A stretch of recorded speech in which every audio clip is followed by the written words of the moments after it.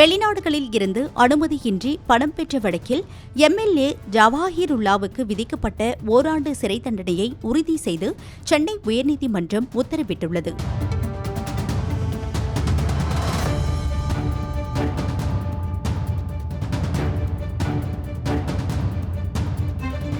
கடந்த 1997 முதல் 2000ஆம் ஆண்டு வரை வெளிநாடுகளில் இருந்து சட்டவிரோதமாக 1,55,00,000 வரை பணம் பெற்றதாக மனிதநேய மக்கள் கட்சியின் தலைவரும் எம்எல்ஏவுமான ஜவாஹிருல்லா மீது சிபிஐ வழக்கு பதிவு செய்தது.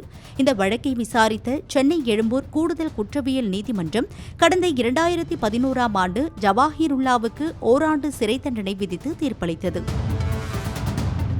மேலும் இந்த வழக்கில் அவருக்கு உடந்தையாக இருந்ததாக ஹைதர் அலி என்பவருக்கு ஓராண்டு சிறை தண்டனையும், சயீது நிசார் அகமது, நல்ல முகமது களஞ்சியம் ஆகியோருக்கு தலா 2 ஆண்டுகள் சிறை தண்டனையும் விதிக்கப்பட்டது. இந்த சிறை தண்டனையை எதிர்த்து ஜவாஹிருல்லா உள்ளிட்ட அனைவரும் சென்னை சிபிஐ சிறப்பு நீதிமன்றத்தில் மேல்முறையீடு செய்தனர்.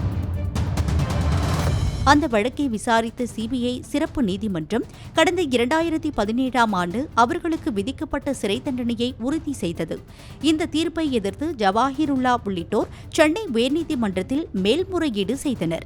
இந்த மனுவை விசாரித்த நீதிபதி வேல்முருகன் வெளிநாடுகளில் இருந்து சட்டவிரோதமாக நிதி வசூலில் ஈடுபட்டதாக எம்எல்ஏ ஜவாஹிருல்லா உள்ளிட்டோருக்கு கீழமை நீதிமன்றம் விதித்த சிறை தண்டனையை உறுதி செய்து உத்தரவிட்டுள்ளார்.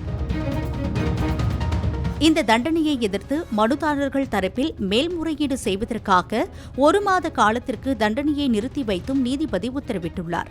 இந்த வழக்கில் அடுத்த மேல்முறையீடு செய்யப்படுமா என்பதை பொறுத்திருந்து பார்க்கலாம்.